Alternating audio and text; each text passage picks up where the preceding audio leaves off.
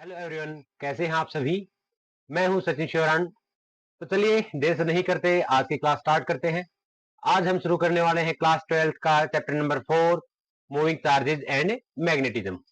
जब तक charge rest पे था वो सिर्फ फोर्स लगा पा रहा था और इलेक्ट्रिक फील्ड पैदा कर पा रहा था, लेकिन जैसे ही चार्ज ने मूव करना सीखा, जैसे ही करंट पैदा हुआ, तो क्या हुआ, चार्ज ने मैग्नेटिक फील्ड और सीख लिया है। तो चलिए आज हमारे पास क्या क्या है हम देख लेते हैं। ये रहा चैप्टर नंबर 4, आपकी स्क्रीन पे देख पा रहे हैं आप।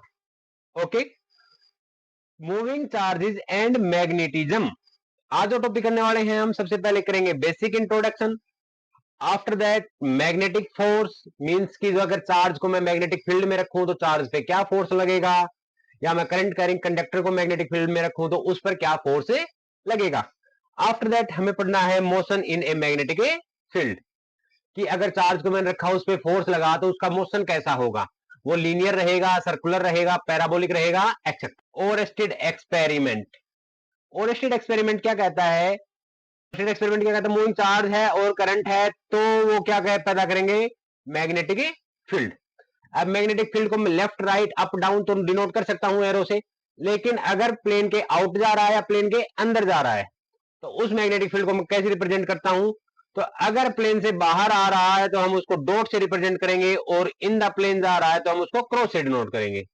क्लियर है। Now magnetic force, source and field. हमें पता है जब तक सोर्स चार्ज ले लेते हैं क्यू, और चार्ज लिया मैंने रेस्ट पे, तो रेस्ट पे है तो सिर्फ और सिर्फ वो इलेक्ट्रिक फील्ड अप्लाई कर पाता है, जिसका फार्मूला होता है k q by r square. यहां force due to electric field लगता है, वो क्या होता है, क्यू ई। क्योंकि हम पढ़ चुके हैं इलेक्ट्रिक फील्ड इंटेंसिटी क्या थी, फोर्स पर यूनिट चार्ज। यहां तक बात आई थी कि चार्ज वो किस पे था, रेस्ट पे था। लेकिन जैसे ही चार्ज ने मूव करना स्टार्ट कर दिया, ए मूविंग चार्ज, उसने एडिशनल में एक मैग्नेटिक फील्ड पैदा कर दिया। मैग्नेटिक फील्ड को हम डिनोट करते हैं कैपिटल बी से। अब इलेक्ट्रिक फील्ड की बात करूं चाहे मैं मैग्नेटिक फील्ड की बात करूं, दोनों है तो वेक्टर क्वांटिटी ही, तो दोनों ही प्रिंसिपल ऑफ सुपरपोजिशन को फॉलो करेंगे कि वेक्टर सम हो जाएगा टोटल मैग्नेटिक फील्ड का due to individual sources. According to this principle, the total magnetic field due to a several sources is equal to vector sum of magnetic field of a each individual source। कि किसी point में total magnetic field निकाल रहा हूं तो वो सभी जितने भी इंडिविजुअल सोर्सेज ने मैग्नेटिक फील्ड लगाया था उन सभी के सम के इक्वल होगा। Like B naught is equal to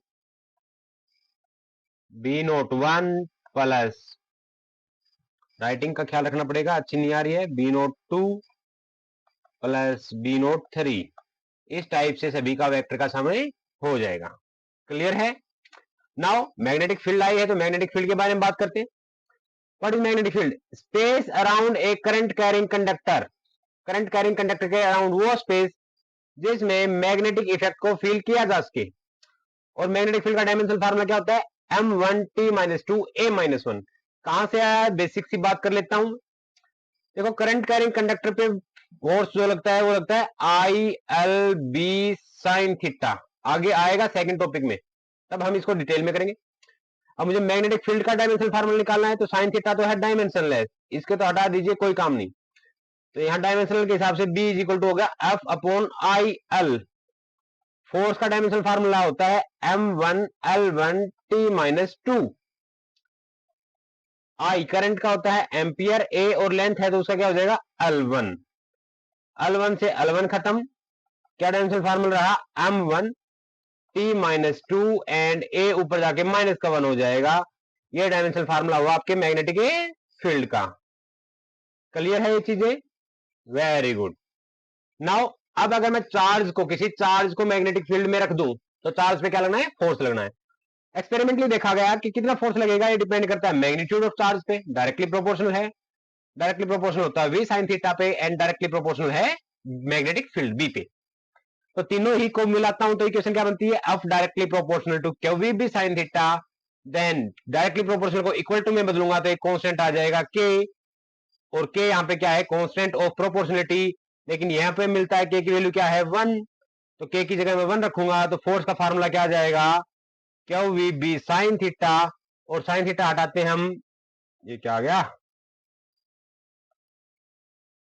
और साइन थीटा को हटाता हूं तो क्रॉस प्रोडक्ट आती है, तो q into v cross B. यह फोर्स सिर्फ मैग्नेटिक फील्ड के कारण था तो इसको हम बोल देते हैं मैग्नेटिक लोरेंज फोर्स। अब of course force vector quantity है, तो अगर मैं डायरेक्शन ऑफ फोर्स की बात करूं तो राइट हैंड स्क्रू रूल या राइट हैंड रूल से, कि अगर हम अपनी फोर फिंगर हैं उनको वी से बी की तरफ लेके गया तो जो अंगूठा है वो मैग्नेटिक फील्ड की डायरेक्शन में दे देगा.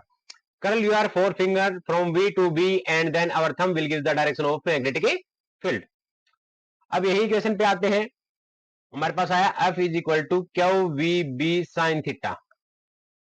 अगर चार्ज को मैं 1 कूलम रखूं, वेलोसिटी को मैं 1 मीटर पर सेकंड रखूं, चार्ज को 1 कूलम और थीटा 90 डिग्री है, यहां पे क्वेश्चन पुट कर देता हूं तो फोर्स किसके इक्वल आता है? मैग्नेटिक फील्ड के इक्वल. इसलिए एक डेफिनेशन और हो गई कि मैग्नेटिक फील्ड को एक फोर्स के इक्वल कब होऊंगा? तब कहूंगा जब 1 कूलम का चार्ज 1 यूनिट की वेलोसिटी से मूव करता हो perpendicular to the direction of magnetic field. Very good. Magnetic field की अगर यूनिट की बात करूं तो it's newton second per kilometre, या मैं कहूं टेस्ला. कैसे है यूनिट? फोर्स. फोर्स का भी फार्मूला था q v B sine theta. Sine theta हम यूनिट लेस कर चुके हैं पहले ही, तो B is equal to F upon q v. Force का फार्मूला न्यूटन, चार्ज कूलम और वेलोसिटी क्या होती है? मीटर पर सेकंड. हो सेकंड ऊपर चला जाएगा. न्यूटन सेकंड पर किलोमीटर, इसी को बोलते हैं टेस्ला एसआई सिस्टम में. गोज बोलते हैं नॉन एसआई सिस्टम में. और 1 गोज होता है 10 की पावर माइनस से 4 tesla. 1 gauss is equal to 10 की पावर माइनस से 4 टेस्ला. अर्थ है, आपको पता है, वो भी एक मैग्नेट की तरह बिहेव करती है. तो अर्थ का मैग्नेटिक फील्ड कितना होता है? 3.6 into 10 to power minus 5 tesla. Now coming back to, हमने देखा था मैग्नेटिक फील्ड चार्ज में कितना फोर्स लगाता है. नाउ इलेक्ट्रिक फील्ड भी तो लगाता है ना. तो दोनों जो कंबाइन होकर फोर्स लगाएंगे किसी चार्ज पार्टिकल पे, वो जब इलेक्ट्रिक और मैग्नेटिक फील्ड में मूव कर रहा है तो उस टोटल फोर्स को बोलते हैं Lorentz force. What is Lorentz force? It is the force experienced bye A charge moving in both electric and magnetic field. अब मैं मान लेता हूं कोई चार्ज क्या हुआ, वो moving with velocity v in presence of both electric and magnetic field. तो इलेक्ट्रिक फील्ड के कारण फोर्स क्या होता है? Q E. मैग्नेटिक फील्ड के कारण अभी भी निकाला था q into v cross B. दोनों कंबाइन किया, नेट फोर्स आ गया. इसी नेट फोर्स को हम बोलते हैं लोरेंज फोर्स. क्लियर? नाउ अभी तो चार्ज पे था, अब बात करते हैं करंट कैरिंग कंडक्टर पे अगर मैग्नेटिक फोर्स हो तो कितना होगा. हम मान लेते हैं कि कोई कंडक्टर है, ये ले लीजिए कंडक्टर, लेंथ एल है, एरिया ए है, और इसमें करंट फ्लो कर रहा है आई. अब सर इसमें ऐसा तो है नहीं कि एक ही चार्ज मूव करेगा, बिल्कुल भी नहीं है. तो हम सभी चार्जेस के एवरेज वेलोसिटी लेते हैं. इस बार हम उसको बोलते थे ड्रिफ्ट वेलोसिटी. क्या बोलते थे? Drift velocity. तो सिंगल चार्ज के कारण हमने देखा क्या v B sine theta, v को हमने रिप्लेस कर दिया वी डी ड्रिफ्ट वेलोसिटी से. अब ये तो एक चार्ज की हुई, एक इलेक्ट्रॉन की हुई. मान लेता हूं मैं n है, small n is the number of electrons per unit volume. तो total number of free electrons क्या हो जाएंगे? n को वॉल्यूम से मल्टीप्लाई कर देंगे. Volume means area into length. तो टोटल फोर्स क्या हो जाएगा? Total number of electrons into force on one electron, one charge. Put किया इक्वेशन नंबर 1. करंट और ड्रिफ्ट वेलोसिटी में पिछले चैप्टर में रिलेशन आ चुका है. I is equal to minus n e A v d. L से क्रॉस किया, यहाँ पे आई एल हो गया, यहाँ पे भी एल. अब ये देखिए एन ई एल, तो मैच करते हैं कैसे? फर्स्ट से n e A L minus का, इसकी जगह में क्या पुट कर सकता हूं? I L. फोर्स क्या आ जाएगा? I L B sine theta. और अभी भी बताया था आपको कि साइन थीटा का हटाता हूं तो क्रॉस प्रोडक्ट आ जाता है, that's I is equal to L, I into L cross B. Again direction कौन देगा? राइट हैंड स्क्रू रूल देगा. सीआरटी का क्वेश्चन है एग्जांपल नंबर 1. जो गिवन है मैं नोट कर रहा हूं. मास मुझे दे रखा है 200 ग्राम, ऐसा यूनिट में हो गया 0.2 kg. लेंथ दे रखी है 1.5 मीटर और कैरीज ए करंट आई हमें गिवन है 2 एम्पियर. Very good. बोला वो मिड एयर में सस्पेंडेड की गई है बाय ए मैग्नेटिक फील्ड, और हमें मैग्नेटिक फील्ड निकालना है. ये कुछ रोड है, ये रही हमारे पास. अब सोच के चलो, ये रोड है ऐसे, इसका वजन दे रखा है हमें 0.2 kg. तो इसको नीचे गिरना चाहिए ना, लेकिन नीचे नहीं गिर रही है, तो मींस मैग्नेटिक फील्ड इसको ऊपर की तरफ धकेल रहा है. नीचे किस फोर्स से गिरती है? M g. तो अफ को किसके इक्वल होना चाहिए? M g. तभी तो इक्विलिब्रियम में रहेगी, नहीं तो नीचे गिर जाएगी. अफ ज्यादा हुआ तो ऊपर चली जाएगी. तो फोर्स का फार्मूला क्या होता है हमारे पास करंट कैरिंग कंडक्टर में? I L B sine theta.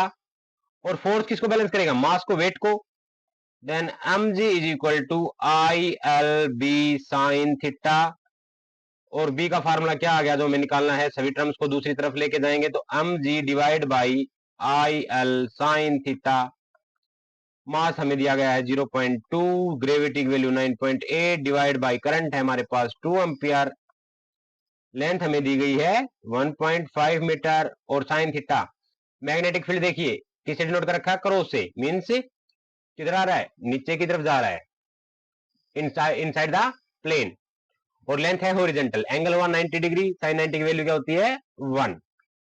Put करते हैं इस डेसिमल से, ये सर डेसिमल घटाया, 2 से 2 खत्म, 9.8 डिवाइड बाई 15, 0 से आंसर छोटा आएगा, लगभग आएगा 0.65 tesla is the SI unit. Is it clear? Now moving to the second question, magnetic field is parallel to y axis, बिल्कुल मैग्नेटिक फील्ड है y एक्सिस की तरफ है, and the charge particle is moving along positive x axis, charge particle move कर रहा है positive x axis की तरफ, तो लोरेंस फोर्स बताना है, फोर्स की डायरेक्शन बतानी है। सर जैसे ही चार्ज पार्टिकल मूव करेगा F is equal to q into v cross B, पहले मैं क्रॉस प्रोडक्ट की थोड़ी सी डायरेक्शन दे देता हूं आपको। तीन पोजिशन वेक्टर लेते हैं, आई जे के, तीनों यूनिट वेक्टर हैं एक्स वाई जेड डायरेक्शन में, तो अगर क्लॉकवाइज चलूं आई और जे की मल्टीप्लाई करूं तो आंसर आएगा के, जे और के की मल्टीप्लाई करूं तो आई, और के और आई के क्रॉस प्रोडक्ट करूं तो जे आंसर। उल्टा चलूंगा रिवर्स में तो माइनस साइन लग जाएगा, जैसे जे क्रॉस आई माइनस के।